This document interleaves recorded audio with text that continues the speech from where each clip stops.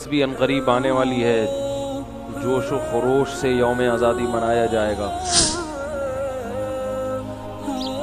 یوم آزادی کے حوالے سے کچھ آپ کے سامنے رکھنی ہے۔ اچھی بات ہے، لوگ یوم آزادی مناتے ہیں، اپنے ملک سے محبت کا اظہار کرتے ہیں۔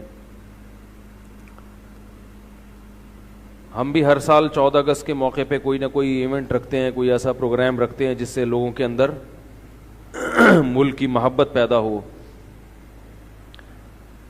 لیکن یہاں ایک بات کا سمجھنا بہت ضروری ہے، وہ یہ ہے کہ اس کائنات کو بنانے والی ذات اللہ کی ذات ہے، ہمیں مختلف قوموں میں تقسیم کرنے والی ذات اللہ کی ذات ہے۔ بعض لوگ ملک کی محبت میں حدود سے تجاوز کرتے ہیں، بلکہ یوں کہنا چاہیے کہ ملک سے محبت کے اظہار میں حدود سے تجاوز کرتے ہیں۔ ان کو یعنی محبت نہیں ہوتی، مگر محبت کا جو اظہار کا انداز ہوتا ہے اس سے ایسا لگ رہا ہوتا ہے کہ ان سے بڑا محب وطن کوئی ہے ہی نہیں، لیکن وہ ملک کی بنیادوں کی دھجیاں اڑا رہے ہوتے ہیں۔ 14 اگست کے موقع پہ آپ نے دیکھا ہوگا، بعض مواقع پہ، بعض جگہوں پہ نوجوان لڑکے اور لڑکیاں خوب ہلا گلا کر رہے ہوتے ہیں، ڈانس کر رہے ہوتے ہیں مکس گیدرنگ کے ساتھ۔ ان کو انٹرٹینمنٹ کا ایک موقع مل جاتا ہے، لیبل لگا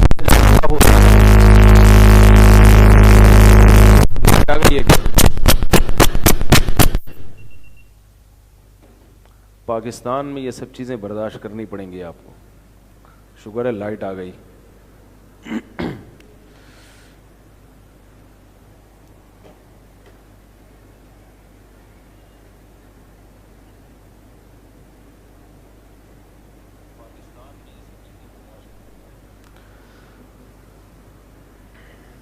چلیں بھائی، تو میں یہ عرض کر رہا تھا کہ 14 اگست پہ بہت سے اچھے کام بھی ہوتے ہیں،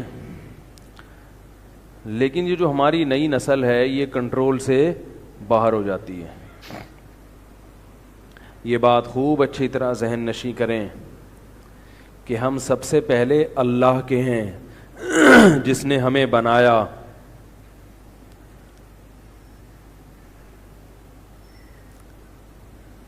اور قیامت کے دن اللہ سب سے پہلے اپنے بارے میں سوال کرے گا۔ تو ملک سے محبت تو کرنی چاہیے کیونکہ ملک کی حفاظت اس پر موقوف ہے، لیکن وہ محبت بھی کسی تمیز کے دائرے میں ہونی چاہیے، ادب کے دائرے میں ہونی چاہیے۔ بالکل ایسے ننگ دھڑنگ ہو جانا، بعض جگہوں پر تو شرابیں بھی پی جانے لگی ہیں، تو یہ پاکستان کے نظریے کے ساتھ بہت بڑی غداری ہے۔ جن لوگوں نے پاکستان بننے کے لیے قربانیاں دی تھیں وہ اگر زندہ ہو جائیں اور یہ منظر اپنی آنکھوں سے دیکھنا شروع کریں تو ان کو کس قدر افسوس ہوگا۔ آپ مجھے بتاؤ کہ کیا بھلا کوئی ناچنے کے لیے اور شراب پینے کے لیے بھی قربانی دیتا ہے؟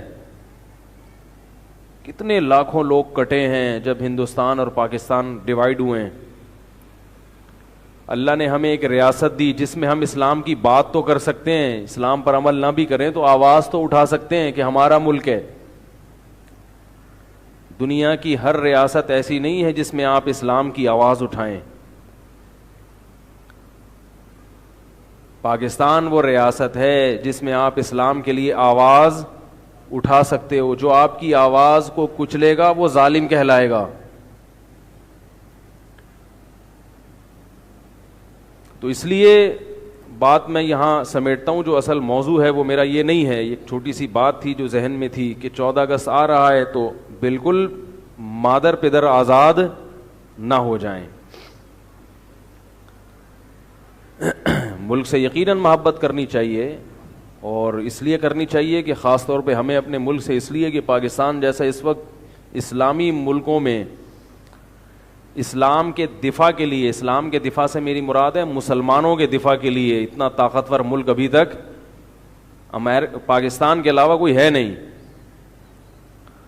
اگر پاکستان اللہ نہ کرے راستے سے ہٹ گیا تو آگے پھر اسلام دشمن قوتوں کے لیے ریاستوں کو ہڑپ کرنا کوئی مشکل کام نہیں ہے. یہ پاکستان ہے جو کباب میں ہڈی بنا ہوا ہے. اور ایک بات خوب اچھی طرح کان کھول کے سمجھ لیں، پہلے سن لیں پھر سمجھ لیں، ٹھیک ہے نا. آپ کہیں گے کان کھول کے سمجھیں گے کہاں، سنیں گے نا. وہ یہ ہے کہ جو بڑی طاقتیں ہوتی ہیں وہ ریاستوں کو ہدف بناتی ہیں، کیونکہ ان کی سوچ بھی بڑی ہوتی ہے. اور جو چھوٹی ذہنیت کے لوگ ہوتے ہیں ان کو ریاستوں سے فکر نہیں ہوتی، وہ 2 3 4 فرد کا سوچ رہے ہوتے ہیں. سمجھ رہے ہیں؟ یہ کیا ہو رہا ہے، یہ کیا ہو رہا ہے، وہ بگڑ گیا، وہ بگڑ گیا، وہ یہ سوچ رہے ہوتے ہیں. مثلاً ہم جب کسی سے بات کرتے ہیں کہ بھائی ملک کو بچانے کی فکر کرو، تو لوگ یہ کہتے ہیں کہ کیا کچھ نہیں ہو رہا ملک میں، شرابیں پی جا رہی ہیں، طوائف خانے چل رہے ہیں. آپ افراد کو دیکھ رہے ہو اور ہم کسے دیکھ رہے ہیں؟ ریاست کو. کیونکہ ریاست اگر ختم ہو جائے تو پھر یہ طوائف خانے ایک چھوٹا مسئلہ بن جائے گا، ہر گلی محلہ طوائف خانہ بن جائے گا. ابھی اگر کوئی خیر نظر آ رہی ہے نا، خیر، وہ بھی اس لیے کہ ریاست محفوظ ہے.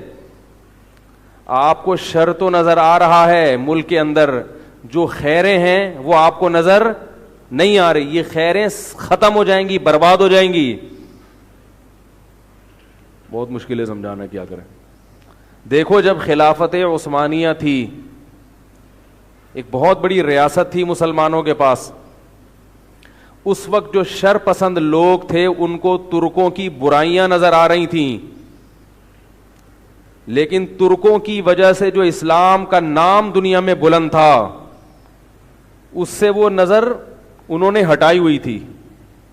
وہ کہتے تھے ترک قبر پرست ہیں، ترکوں میں یہ بدعتیں ہیں، یہ مسئلہ. بالآخر ترکی کی خلافت کا گلا گھونٹ دیا. اس کے بعد کیا نتیجہ نکلا؟ خود ترکی کا کیا حشر ہوا. قبر پرست تھے مگر توحید کے لیے بیان کرنے والے بھی موجود تھے، لیکن پھر جو ترکی کا تباہ ہوا ہے وہ قبر پرستی اور توحید ان کا مسئلہ ہی نہیں رہی.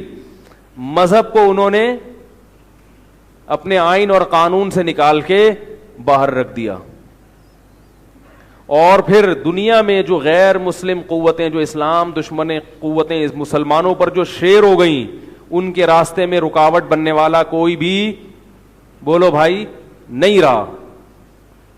بوسنیا کا مسئلہ کھڑا ہوا ہے خلافت عثمانیہ کے خاتمے کے بعد. جب تک خلافت قائم تھی بوسنیا کی طرف کوئی میلی آنکھ اٹھا کے بولو نا یار نہیں دیکھ سکتا تھا. اسرائیل کا مسئلہ کھڑا ہوا ہے خلافت عثمانیہ کے ختم ہونے کے بعد. جب تک خلافت عثمانیہ تھی فلسطین مکمل کس کے ہاتھ میں تھا؟ مسلمانوں کے ہاتھ میں تھا. کوئی یہودی آنکھ اٹھا کے بھی نہیں دیکھ سکتا تھا. لیکن ترکوں کی برائیاں کر کر کے کہ یہ یوں ہوتے ہیں، یہ بدعتی ہیں، یہ فلانا ہے، یہ ڈمکانا ہے، اور توحید کے نام پہ بغاوت ہوئی، اور نتیجہ کیا نکلا کہ جہاں توحید ہے وہ بھی امریکہ کی طرف سے گریبی میں ملی ہوئی ہے. یعنی مسلمانوں کا جو سب سے بڑا مرکز ہے وہ امریکہ کا سب سے بڑا غلام ہے. اسلام سر اٹھا کے جینے کا حکم دیتا ہے. ایسی پالیسیاں جس سے ہمارا سر جھک جائے، یہ پالیسیاں ہمیں تباہ کر دیتی ہیں. اسی لیے علماء یہ کہتے ہیں کہ اب جو بھی ہے، جیسا بھی ہے ملک، اگر آپ نے اس کی خامیاں دیکھ دیکھ کے اس کو تباہ کرنے کی کوشش کی تو اس سے بھی بولو بھائی جاؤ گے، بالکل ہی تہس نہس ہو جاؤ گے. تو اسی میں رہتے ہوئے جو ہو سکتا ہے اس ملک کے لیے کوشش کرو اس کی اصلاح